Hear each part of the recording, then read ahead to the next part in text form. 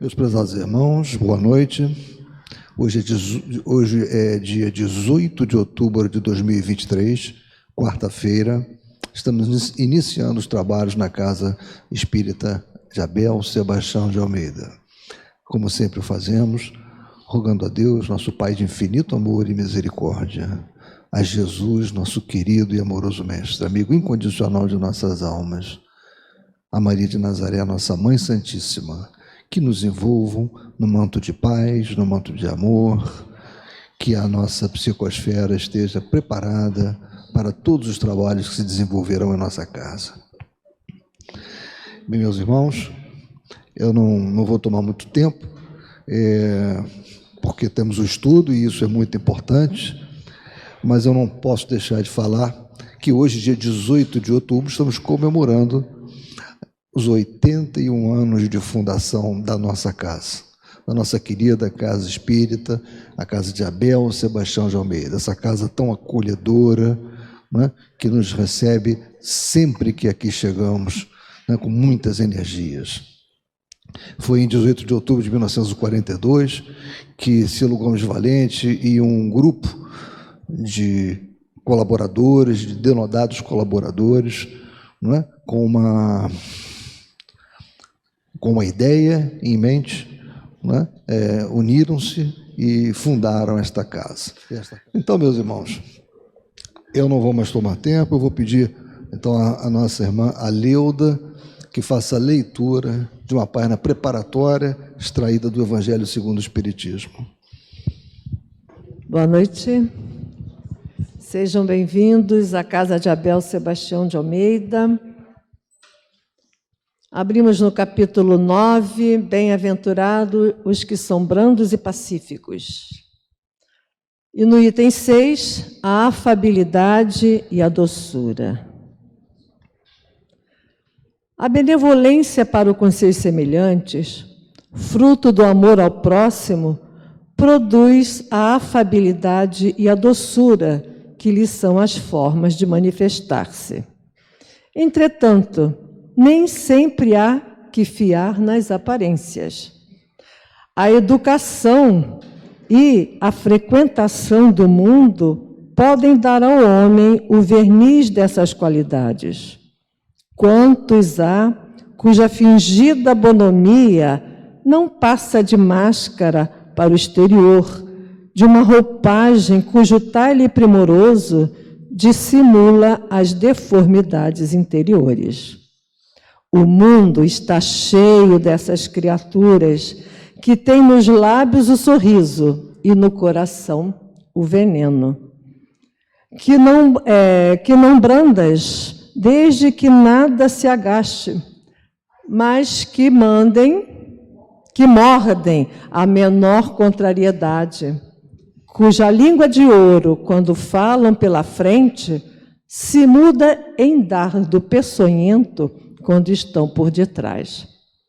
A essa classe também pertencem esses homens de exterior benigno, que, tiranos domésticos, fazem que suas famílias e seus subordinados lhe sofram o peso do orgulho e do despotismo, como a quererem desforrar-se do constrangimento que fora de casa se impõem a si mesmos. Não se atrevendo a usar de autoridade para com os estranhos, que os chamariam à ordem, acham que pelo menos devem fazer-se temidos daqueles que lhes não podem resistir. Envaidecem-se de poderem dizer: aqui mando e sou obedecido, sem lhes ocorrer que poderiam acrescentar: eu sou detestado. Não basta que dos lábios manem leite e mel, se o coração de modo algum lhes está associado só à hipocrisia. Aquele cuja afabilidade e doçura não são fingidas, nunca se desmente. É o mesmo tanto em sociedade como na intimidade. Esse, ademais, sabe que se, pelas aparências, se consegue enganar os homens, a Deus ninguém engana. Lázaro Paris, 1861. Bem, meus irmãos, agora o nosso querido irmão Alcir vai finalizar o estudo dele e logo em seguida será apresentado o estudo realizado pelo nosso irmão Antônio Caetano, que está gravado. Que ele seja muito inspirado, nosso querido irmão Alcir. Boa noite, que Jesus, o nosso meigo e amado Mestre, nos ampare e sustente na noite de hoje. Como o Dionísio falou, são os slides finais, infelizmente não foi possível terminar na semana passada, mas eu vou abusar da gentileza de vocês nesse momento de estar aqui, porque hoje é 18 de abril, né? E a nossa casa, como o Dionísio falou, 18 de outubro, obrigado. 18 de outubro. 18 de outubro. Você lembrou do livro dos Espíritos? Fazemos 81 anos, isso é uma maravilha. E eu tomei a liberdade, é uma coisa que vinha na minha cabeça. Eu quero fazer uma prece pela nossa casa, se vocês me permitirem. Eu queria levar o nosso pensamento firme a Deus, agradecendo a Jesus, o nosso meigo e amado Mestre, essa oportunidade maravilhosa de trabalharmos nessa casa abençoada, foco de luz, foco de harmonia, no momento em que o planeta é tomado pelas sombras, que as mentes conturbadas do umbral se manifestam de forma veemente. Abel Sebastião de Almeida e sua falange criam um farol, uma luz alvinitente que nos orienta na caminhada do bem e da paz.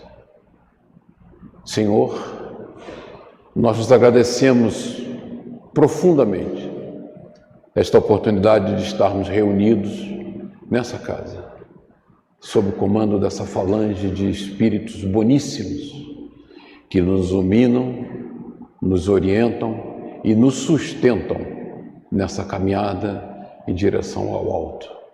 Esta é uma oportunidade ímpar que nós temos que nos regozijar, porque pode ser a nossa derradeira oportunidade na nossa caminhada. Graças a Deus.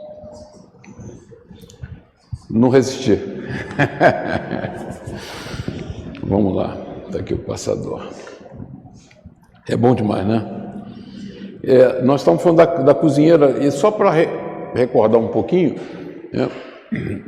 A Ivone faz um passeio, né? Ela teve, como Mário Frigeri classifica, na quinta esfera vibratória, onde ela esteve com Chopin e teve em contato com espíritos de luz, né? E descreve aquele ambiente maravilhoso que é os planos superiores, e logo depois ela faz um mergulho no umbral inferior e começa a nos descrever aquele ambiente umbralino que a gente já conhece bem. E aí nós paramos na cena em que no antro daqueles espíritos sofredores havia uma cozinheira preparando a alimentação para eles. E ele dizia, né, ela dizia para nós, né, a porta deitava para um pequeno terreno e permanecia aberta. Então eles estavam enclausurados num ambiente de dor e sofrimento, para vocês verem como é a pressão vibratória que foi criada por eles mesmos. E eles não saíam, permitindo passagem aos prisioneiros, caso desejassem sair. Ocorria, no entanto, um fato curioso. Os pobres voluntariamente permaneciam naquele covil, presidiários de si mesmos, isto é, do próprio passado. O terreno acima citado dividia-se em dois, por uma cerca, que se nos afigurou construída de arame farpado. No trecho à esquerda, para o qual deitava a porta, erguia-se uma cobertura tosca, espécie de pequeno galpão, muito sólido aos nossos olhos, onde uma mulher de cor negra, espírito desencarnado voluntariamente materializado, em serviço de resgate ou beneficência, lembrando o tipo das antigas escravas africanas ao tempo do Império, sorridente e simpática, deixando entrever certa luminosidade no seu envoltório. E essa é uma informação importante que ela nos dá, porque não era um espírito trevoso como os outros que estavam ali, né? Parecia cozinhar para os habitantes locais. Eu tinha lido esse pedaço só para a gente pegar o fio da meada. Então, a cozinheira em si. Sentimos o aroma apetitoso da comida e espionamos, preparadas em grandes tachos de cobre, como os que se usavam outrora para o fabrico doméstico da goiabada. Afigurou-se ao nosso entendimento tratar-se de leguminosas e hortaliças, as quais se nos desenharam a visão como alfaces, tomates, cenouras, batatas, azeitonas, cebolas, ensalada. Esse local era agradável pela presença da negra, em quem, com efeito, reconhecemos espírito operoso pelos labores de vigilância a favor dos delinquentes. Então, não só ela preparava a alimentação que eles tanto careciam, né, como ela mantinha uma disciplina local ali. Como pela visão das iguarias, que nos pareceram saborosas. Então, Ivone ficou profundamente impressionada com a qualidade da comida. Quem eram essas vítimas, nesses espíritos sofredores?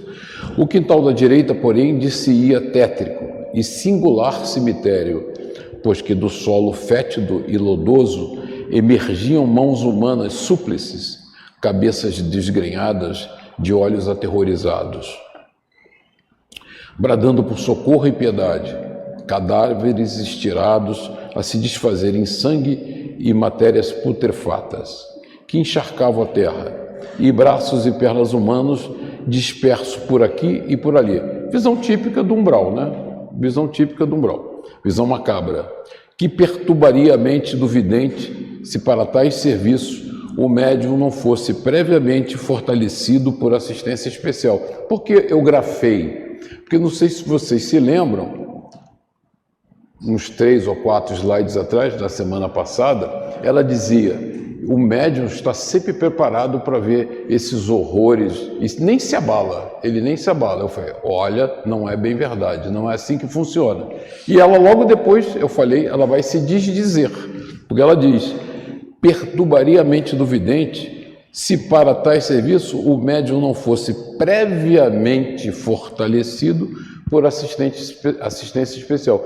Nós não estamos ainda no nível evolutivo que nos permita fazer esse mergulho nas regiões de sombras e ficar inabalável. Não é a nossa realidade. Nós não temos ainda luminosidade suficiente para isso. Então, quando fazemos essas incursões, os nossos mentores, protetores, os mentores da casa, estão ali do nosso lado, vigilantes, para que a gente não falhe, senão falhamos.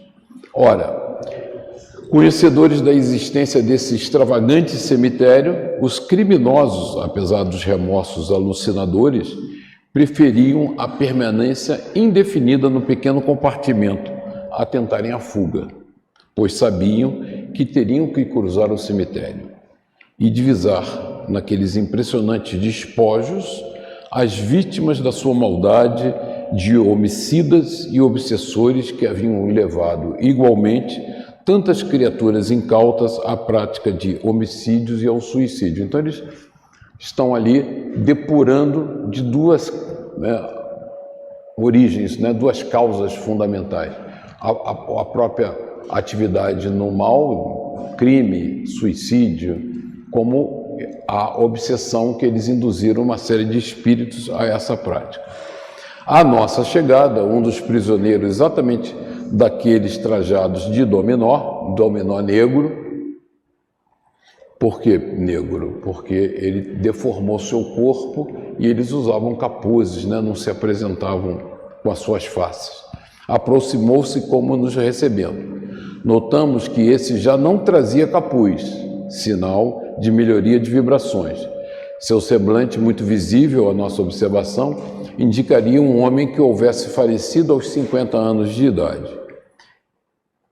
E mostrava-se branco marmóreo, infinitamente triste. Como marmóreas se apresentavam também as mãos, largas e compridas. compreendemos que ele absolutamente não distinguia Bezerra de Menezes. Ela comenta isso lá no passado, isso é bem claro para nós, né? Quando um espírito muito luminoso se aproxima desses planos vibratórios, ele não é percebido, né? Só aqueles que já estão mais materializados são percebidos, mas somente a nós. Nenhum pavor ou sobressalto perturbou nossa confiança, porque Bezerra estava do lado, né?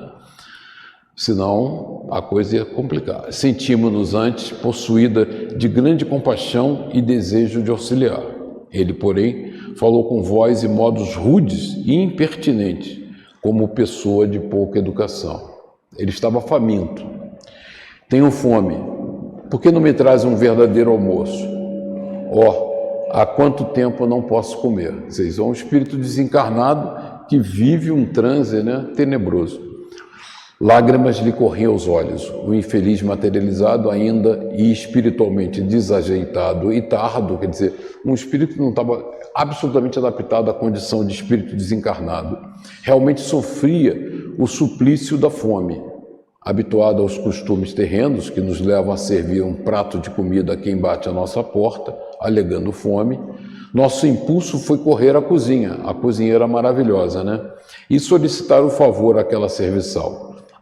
Atenta aos mistérios culinários. Acedendo o pedido, ela exclamou: Oxalá, minha amiga, hoje com a vossa presença, referia-se igualmente a Bezerra de Menezes. Você vê que ela já pressentia a presença de Bezerra, porque ela já estava num nível vibratório melhor.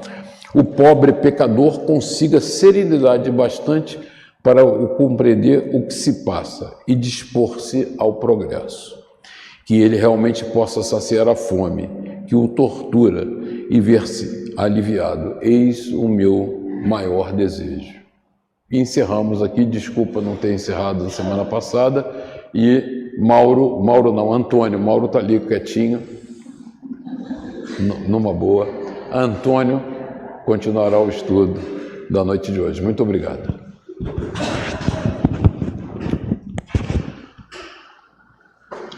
Olá, irmãos frequentadores da Casa de Abel Sebastião de Almeida e todos aqueles que nos acompanham através da rádio e da TV Abel. Dando continuidade ao estudo do livro Devassando o Invisível, de Ivone Pereira, nós vamos continuar a leitura do capítulo 4, nas regiões inferiores. Só recordando, a Ivone Pereira está desdobrada numa missão na pátria espiritual, no umbral, e eles estão numa missão de socorrer espíritos que estão em uma condição deplorável, num cubículo, tratando-se de 10 elementos, com uma pessoa que está ali tomando conta, e eles se deparam com uma cena, uma cozinha, onde se preparam alimentos, e isso causa muita curiosidade. Então, tem um deles, né, que é o que está melhor, que consegue ao menos entendê-los, escutá-los, e esse irmãozinho sente muita fome, pede um prato de comida, e a Ivone Pereira e os irmãos que estão com ela sentem pena, sentem dó e vão lá pegar um prato de comida para dar para aquele irmão. Então vamos lá. Tomando do prato onde se via um almoço belo e magnífico, com legumes cheirosos, e nos encaminhamos para o quarto sem prever qualquer incidente, antes persuadida de que a tortura do infeliz irmão seria de todo removida. O ex-obsessor arrebatou de nossas mãos, insofrido e faminto, e levou-o a colher à boca, sem mais rodeios, como teria feito uma pessoa encarnada. Subitamente, porém, repudiou o prato com asco e horror, arremessando-o ao longe, entrou a chorar e a lamentar-se entre uivos e imprecações de verdadeiro réprobo.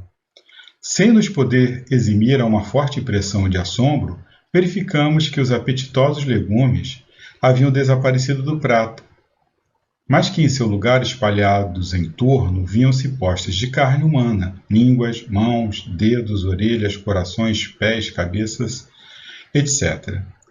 Acudiu a boa vigilante, compungida e explicativa, enquanto o réprobo se desfazia em prantos de demente e os companheiros de infortúnio procuravam esconder-se. São as recordações do caliginoso passado, alimentadas por cruciantes remorsos, que os levam a encontrar vestígios de suas vítimas, onde quer que estejam e em tudo o que veem e fazem, sob a intensidade da autossugestão, que já descambou para uma desconcertante autoobsessão. Todo o ambiente que distingues aqui, minha irmã, excetuando-se a cozinha, é criação mental vibratória destes 10 criminosos, cujo caráter começa a ser desafogado das ondas da perversão, através das dores do remorso. Não existe aqui cemitério, nem prisão, como não há imundícies, na expressão formal do termo, tal como os entendem os encarnados. Eles, porém, criam e mantêm tal ambientação, concretizando-a, sem o saberem, com as próprias forças mentais, na retrospecção de atos passados, e vivem nela dentro da mais positiva realidade, sem mesmo saberem avaliar a profundidade e importância do fenômeno que se estabelece. A própria fome que os tortura nada mais representa do que o estado de suas consciências feridas pelos atos passados. Estes pobres sofredores de hoje, quando encarnados, assassinaram pais de famílias para roubar, e como obsessores, uma vez desencarnados, levaram outros tantos ao suicídio, ao homicídio, etc. Então, esses irmãos, na realidade, eles estão com a força mental, com as suas recordações tenebrosas, eles formam aquele ambiente. Tudo aquilo que se vê, aquela cena de horror, é fruto da consciência culpada desses irmãos. Ora, muitas das suas vítimas deixaram viúvas e órfãos na miséria, padecendo necessidades extremas.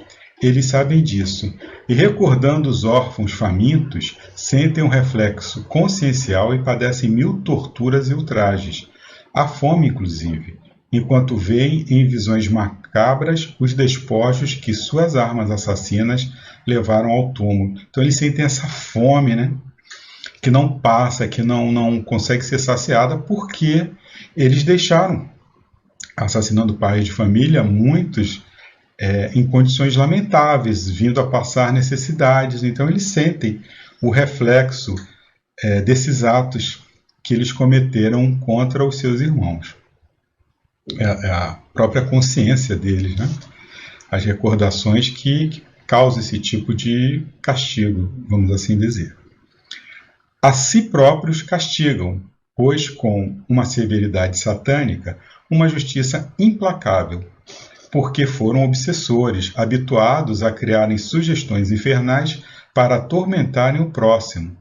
Viciaram propriamente em criações macabras e agora obsidiam a si próprios, originando com toda a força mental própria do espírito este tétrico panorama, resultado do reflexo dos atos passados nas próprias vibrações da consciência.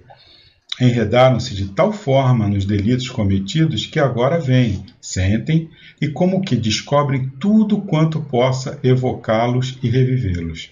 Não, ninguém os castiga, a não ser a consciência deles mesmos, desarmonizada com o bem, na desoladora convicção em que estão de que, muito e muito, transgrediram as leis do amor e da fraternidade.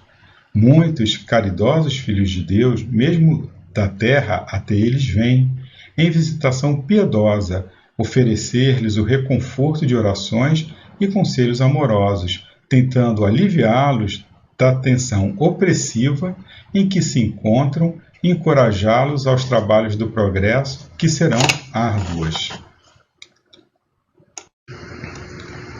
Mas, até agora, não se animaram a atender a tão preciosos incentivos, bloqueados como se encontram pela complexidade deplorável dos próprios impasses.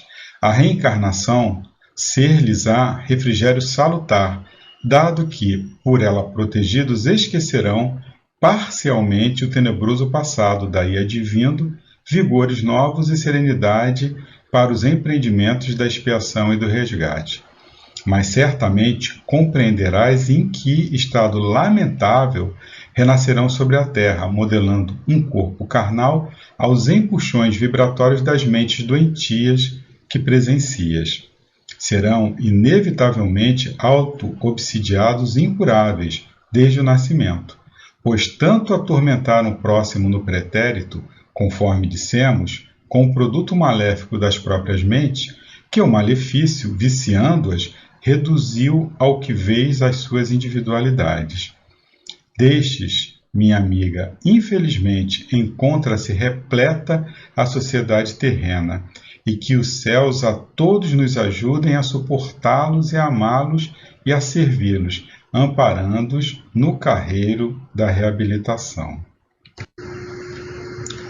Entre mentes, advera a ordem do generoso amigo Bezerra de Menezes, em cuja companhia nos encontrávamos, para que nos dirigíssemos ao dominó negro, único dentre os 10, algo acessível às nossas intenções, pois os restantes pareciam mal distinguir até mesmo a nós outra, apavorando-se com nossa presença. Fala-lhe, ordenou Bezerra. É raro que um médium nessa situação possa falar ao seu guia ou interrogá-lo, e ainda menos resistir às suas ordens. Geralmente, ele se conserva silencioso e passivo, a tudo obedecendo de boa mente e agindo como sob o efeito da hipnose. Acreditamos mesmo residir aí o segredo de certas atuações audazes dos médiuns no estado letárgico e até mesmo em vigília. O seu guia espiritual impõe-lhe a hipnose e o leva a agir com obediência passiva, tal como no fenômeno tão conhecido entre nós, em que o magnetizador dá uma ordem ao sujeito, sensitivo sob a ação do hipnotizador, e é obedecido às vezes um mês ou mais após o comando transmitido no transe hipnótico. Então, o Bezerra usa desse recurso porque a Ivone, ela teria medo de falar com aquele irmãozinho ali. Então ele vai dar uma ordem, mas é tipo uma imposição hipnótica, né? Ela está agindo ali sob o influxo, né, amoroso do Bezerra de Menezes. Lá no livro Mecanismos da Mediunidade, no capítulo 13, né, André Luiz, ele nos fala o seguinte: sobre a influência hipnótica, os sujeitos governados demonstram certo grau de passividade da hipnose semiconsciente ao sonambulismo profundo, podendo ocorrer, sim, em determinados estágios da ocorrência, o desprendimento parcial da personalidade com o deslocamento de centros sensoriais. O hipnotizador pode traçar ao sujeito, com pleno êxito, essa ou aquela incumbência para ser executada depois de ele despertar do sono provocado. Sugestão essa que, por seu caráter elementar, é absorvida pela onda mental do passivo em seu movimento de refluxo, incorporando-se-lhe automaticamente ao centro da atenção para que a vontade lhe dê curso no instante preciso. Mas isso não aconteceria de modo tão simples se a sugestão envolvesse processos de mais alta responsabilidade na esfera da consciência, porquanto nos atos mais complexos do espírito, para que haja sintonia nas ações que envolvam compromisso moral, é imprescindível que a onda do hipnotizador se case perfeitamente à onda do hipnotizado, com plena identidade de tendências ou opiniões. Então é preciso, né, a Ivone, ela tinha uma sintonia que se encaixava ali na sintonia do Bezerra, né? Ele não poderia se utilizar de qualquer médium, né, para ela estar sendo utilizada aí nesse transe hipnótico, né? E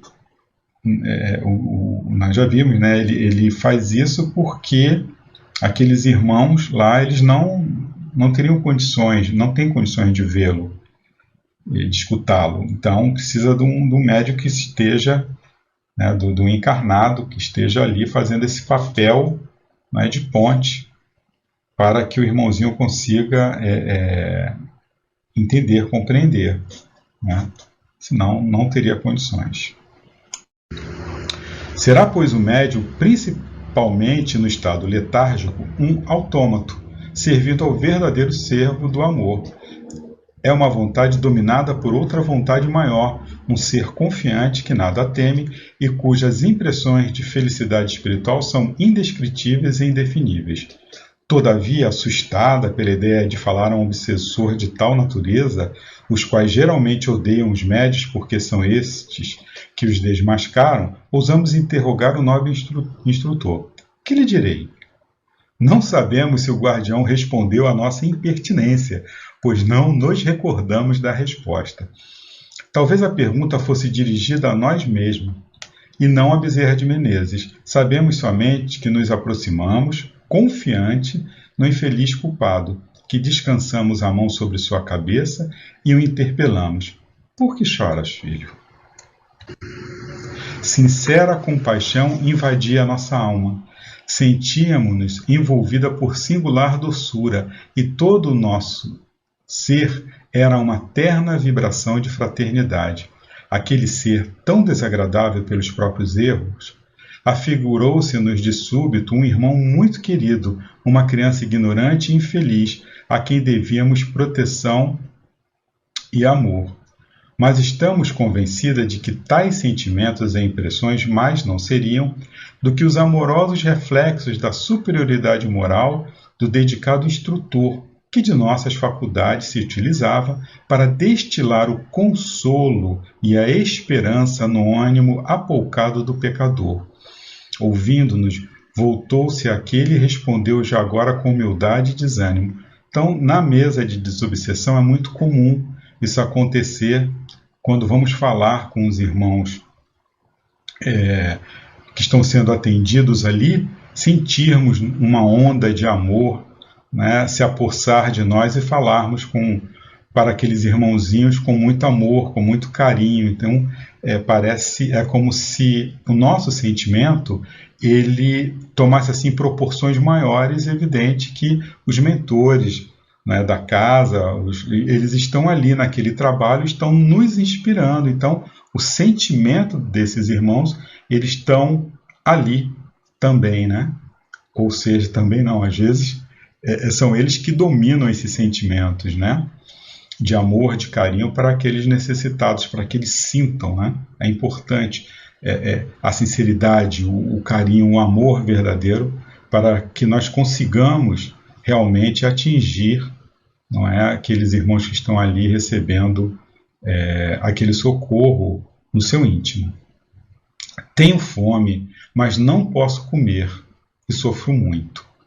Isso prova, meu amigo, que o alimento de que careces não será bem esse, mas um outro, de natureza diversa, que esqueces de desejar e solicitar. É a prece, o pão do céu que descerá até as tuas necessidades, do amor generoso de Jesus Cristo, a fim de te reconfortar, saciando as ânsias do teu desespero. Não, esse pão eu não posso desejar. Sou um miserável, desgraçado demais para elevar tão alto os meus desejos, e a mim certamente seria negado esse pão. Mas foi para os pecadores como tu, de preferência, que Jesus se apresentou em nosso círculo de progresso, ou seja, em nosso mundo. Os pecadores e os réus obterão da sua complacência todo o auxílio possível para se reerguerem em demanda dos caminhos do dever, bastando que, para tanto, o invoquem através da oração bem sentida, demonstrando boa vontade para a regeneração. Como poderei serenar-me para algo tentar em meu próprio benefício, se me sinto completamente subjugado por estas malditas visões que esvoaçam ao redor de mim, quais vampiros em torno de detritos? Estarei condenado a este inferno eterno. Para os meus crimes não existirá perdão na lei e aqui ele não consegue nem pronunciar o nome de Deus. Então nós também presenciamos muitas ocasiões algo similar na mesa de desobsessão. A consciência se sente tão culpada que ela não se acha merecedora do perdão e muito menos de falar, né, de pronunciar o nome de Deus, de Jesus. Né? Isso aí é realmente a consciência culpada que despertou. Né? Agora eles têm consciência de todo o mal que fizeram e acham que não têm condições. né, de algo fazerem eles próprios por si mesmos. Nessas visões que ele está tendo aí, né, ao redor dele, como se fossem vampiros, como ele diz, porque na realidade ele foi um obsessor, né, ele se comportou dessa maneira, né, com as suas vítimas. Continuando, de Deus, dize confiante, pronuncia sem temer o nome sagrado. Não posso pronunciá-lo, tenho medo, bradou o infeliz, recomeçando a chorar convulsivamente. Como assim? Ressoaram as advertências do amigo presente, obrigando-nos ao entendimento com o mísero delinquente. És filho de Deus e não queres reconhecer sua paternidade, voltando-te para ele a lhe solicitar socorro? És criação dele, herdeiro do seu amor, destinado a um esplendoroso porvir no seio da eternidade. E não te animas a elevar o pensamento ao teu Criador, sequer através de uma singela homenagem de respeito? Não queres, porventura, o seu amor, o seu perdão? Sim, sim, eleva teu coração numa súplica de proteção para retornares ao dever. E Jesus, que é o mestre da humanidade, investido por Deus de plenos poderes para o auxílio à nossa redenção, saberá enviar-te os recursos que te afastarão desse tremedal de trevas em que te sufocas. O recalcitrante prostou-se de joelhos, abatidos por lágrimas cruciantes que ecoavam em nossa sensibilidade mediúnica com o travo de um arrependimento inconsolável, angustiando-nos penosamente. Não posso, não ouso, sou um réprobo que não merece a graça do perdão. Meu amigo, compreendo que fazes uma falsa ideia do perdão que Deus concede às suas criaturas para retirá-las dos despenhadeiros do erro e do sofrimento. Entretanto, esse perdão pelo Eterno concedido aos pecadores, que somos todos nós e não somente tu, encontra-se no ensejo, na oportunidade que suas leis apresentam ao delinquente de reparar o mal praticado no passado, através da prática do verdadeiro bem nos dias do futuro. Então, esse nosso irmãozinho, ele achava que ele não merecia o perdão, até porque o perdão que ele entendia era aquele perdão de, eu me arrependo, então beleza, vai lá, se arrepende, eu te perdoo, continua a tua vida. E a consciência dele cobrava, não é, uma reparação. Por isso que ele não se convencia disso, porque ele não tinha entendimento. Essa coisa do perdão, esse entendimento do perdão, essa lembrança atávica que nós temos, né, das nossas vidas pretéritas e da nossa própria sociedade, que colocou essa coisa do perdão automático. Basta você se arrepender e o perdão está feito. O perdão de Deus, ele existe no sentido de dar oportunidade de nós, novamente, nos equilibrarmos, né? Ficarmos equilibrados. Então, dá as possibilidades de reencarnarmos, de repararmos o nosso erro. Primeiro, né, vem o arrependimento, né? Com arrependimento vem a culpa, né, que muitas vezes ela deve existir, mas ela não deve ser exagerada, porque senão nós ficamos presos ali na culpa e não avançamos. Então, o ideal é que ele entenda que ele errou e levante, como Paulo, né, que entendeu naquele encontro com Jesus que ele tinha errado e ele simplesmente levanta e fala: o que queres que eu faça? Então, é o que todos nós devemos fazer.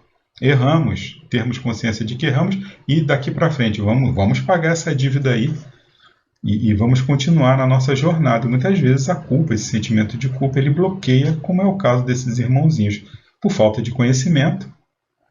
Eles são espíritos muito ignorantes ainda, eles se fecham ali naquela paisagem de culpa, de castigo, e não conseguem sair dali. Nos trabalhos de reparação realizados por ti mesmo, há benefício do teu próximo, portanto, a teu próprio benefício, poderás reabilitar-te do estado pecaminoso e deplorável em que te encontras. Não se trata de um perdão gracioso que não te expungiria as culpas da consciência, mas sim de uma ocasião, uma oportunidade de reparares teus maus atos, com ações nobres e meritórias que te levem a esquecer os primeiros.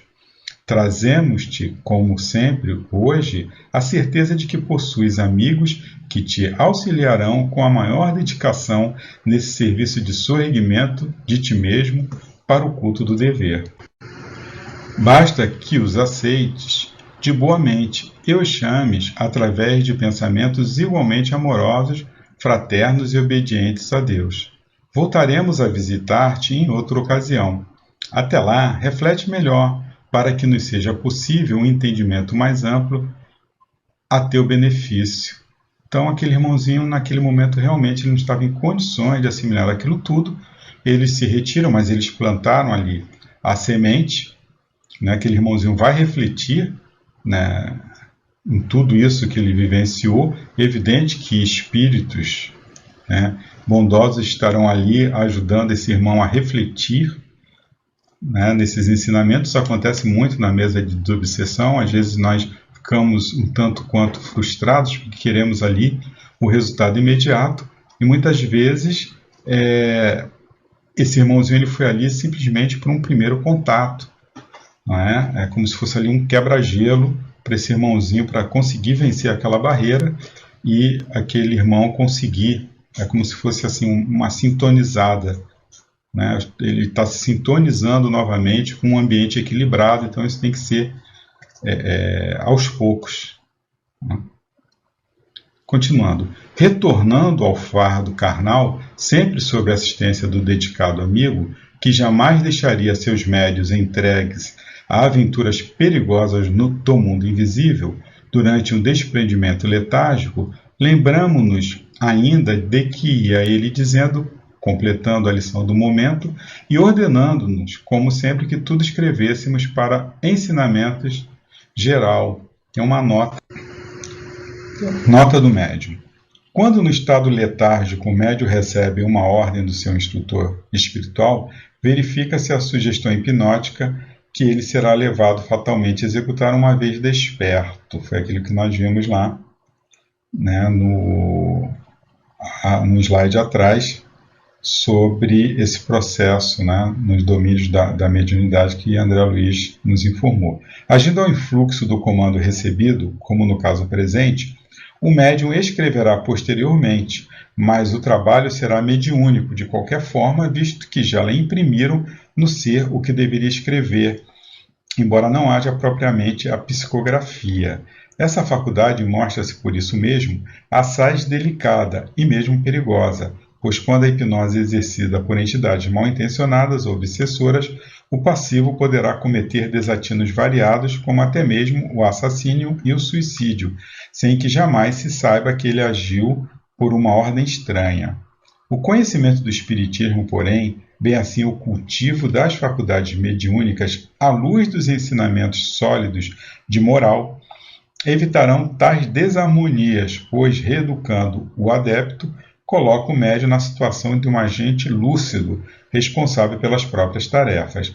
A melhor oratória que já nos foi dada a praticar em tribunas de centros espíritas não passou de fenômeno mediúnico dessa natureza. Então é preciso que o médium tenha uma moral, né? Uma certa moral, porque senão ele vai estar aí à mercê de espíritos realmente mal intencionados que podem sugerir, né, se estiver afinizado, pode sugerir assassinos, né, assassínios e até suicídio, né? Então, muito perigoso isso, e temos que tomar muito cuidado com isso. Então, vamos aí aos itens que ele pediu para ela escrever, né, depois que acordasse. Então, vamos lá. Primeiro, que estados espirituais, mentais vibratórios, como os referidos nesta narrativa, geralmente são insolúveis no além, porquanto, ainda que a entidade culpada permanecesse no espaço durante séculos, necessitaria de qualquer forma, em qualquer tempo, de uma ou mais reencarnações sobre a Terra, uma vez que esse será o mais eficiente recurso concedido pelas leis eternas, a fim de tentar novas experiências para a corrigenda dos vícios, dos desvios mentais, das vibrações, dos sentimentos, dos hábitos, das ações, através das expiações e reparações necessárias.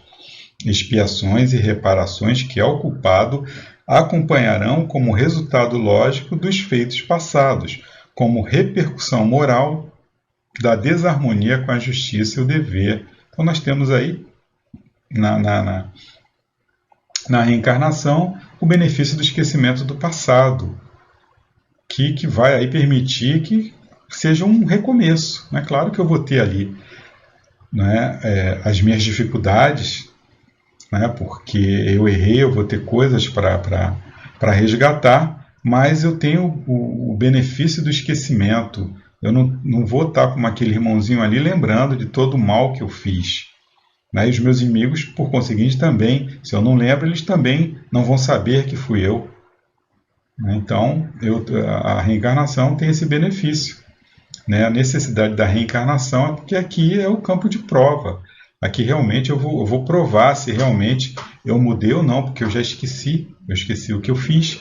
Claro que eu guardo ali no meu íntimo, né? Eu sou o resultado das minhas existências. Eu guardo ali no íntimo os meus erros, os meus acertos.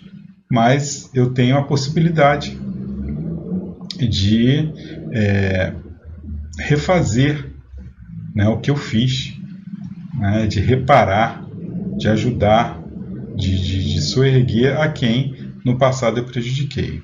Segundo, que tais existências primarão pelas desventuras, visto que, divorciados do bem desde um passado remoto, tais entidades por si mesmas preparam situações irremediáveis, como tantas observadas nas sociedades terrenas, onde a miséria, a dor e a desgraça desafiam toda a possibilidade de suavização. Então, a gente está, felizmente, mas a gente está aqui plantando, colhendo aquilo que nós plantamos. Nós vamos ter que passar por determinadas situações. Então, não tem como fugir disso. Aqui é o campo de prova. Então, a gente vai encontrar miséria, a gente vai encontrar dor, a gente vai encontrar desgraça. Isso faz parte da nossa vida, né, do nosso aprendizado. Terceiro, que às vezes almas muito culpadas poderão ingressar em níveis sociais algo elevados, desde que reencarnadas entre devedores de idênticos desatinos ou entre corações generosos que se prontificam a auxiliá-las pelo amor de Deus, renascendo então, como seria de esperar, enfermiças, nervosas, retardadas, auto-obsediadas. Então, nem sempre esses irmãos nesse estado terrível eles vão reencarnar em lares paupérrimos. Muitas vezes você vê em níveis aí sociais bastante elevados pessoas com problemas terríveis. Né? Então ele diz, ou eles estão, né, essas pessoas que o acolhem, elas são devedores, né, também de idênticos desatinos, ou são pessoas que são muito generosas que se prontificaram a auxiliar esses irmãos. Pois psiquicamente enfermas, suas mentes estenderão até ao novo envoltório carnal os prejuízos ocasionados pelo pretérito de erros e de remorsos, verdadeiros pesadelos seculares para o delinquente em trabalho de recuperação. Quarto, que assim se arrastarão até que suas condições gerais lhe granjeiem valores pessoais bastantes para as responsabilidades das realizações, quando, então, entrarão a construir, no sentido do bem, refazendo o que destruíram e aviltaram, conluiados com o mal.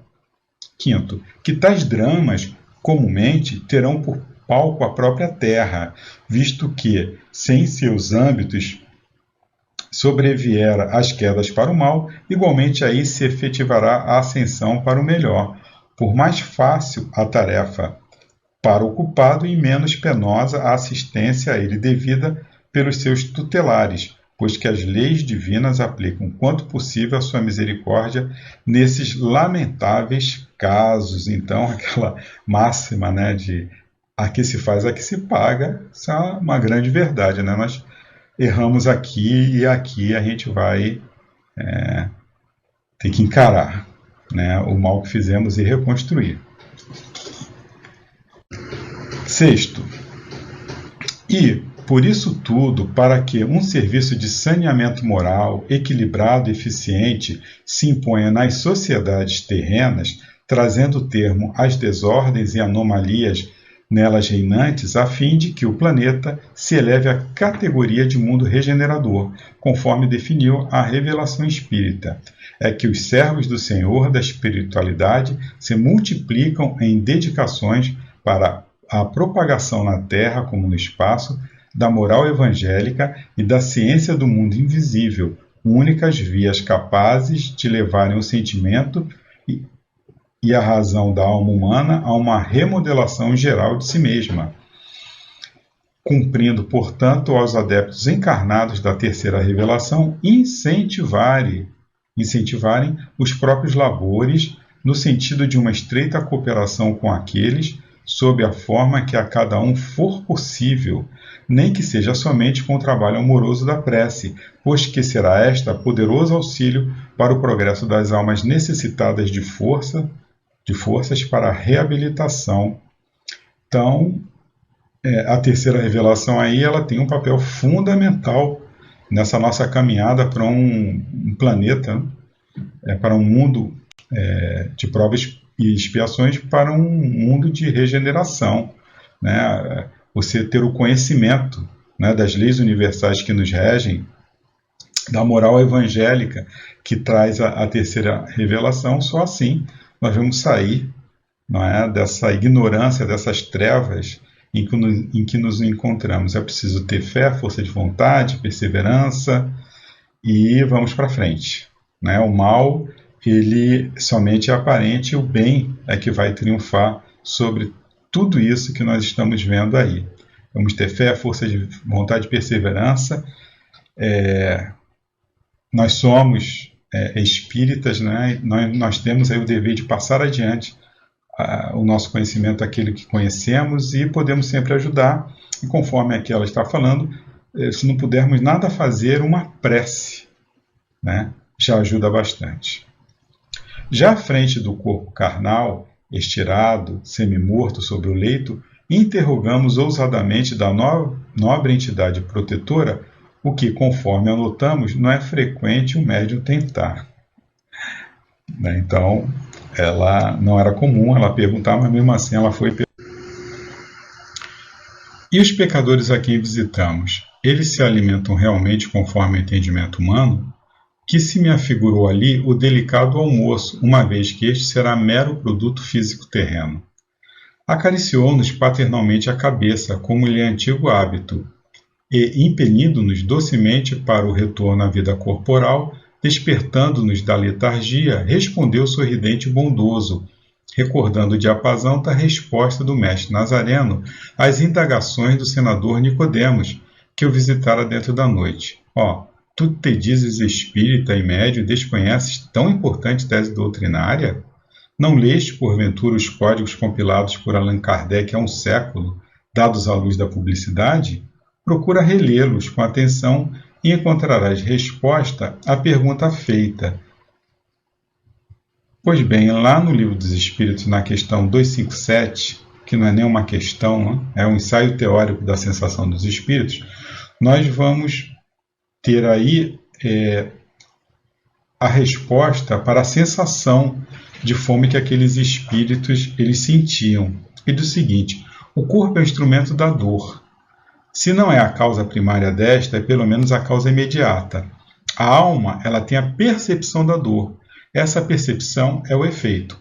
A lembrança que da dor a alma conserva pode ser muito penosa, mas não pode ter ação física. De fato, nem o frio, nem o calor são capazes de desorganizar os tecidos da alma, que não é suscetível de congelar-se nem de queimar-se. Toda a gente sabe que aqueles a quem se amputou um membro costumam sentir dor no membro que lhes falta. Certo que aí não está a sede ou sequer o ponto de partida da dor. O que há apenas é que o cérebro guardou desta a impressão. Lícito, portanto, será admitir-se que coisa análoga ocorra nos sofrimentos do espírito após a morte. Então, aquelas sensações todas, os sofrimentos que aqueles irmãozinhos eles sentiam, era essa lembrança, né? Eles sentiam fome, eles tinham essa lembrança da fome.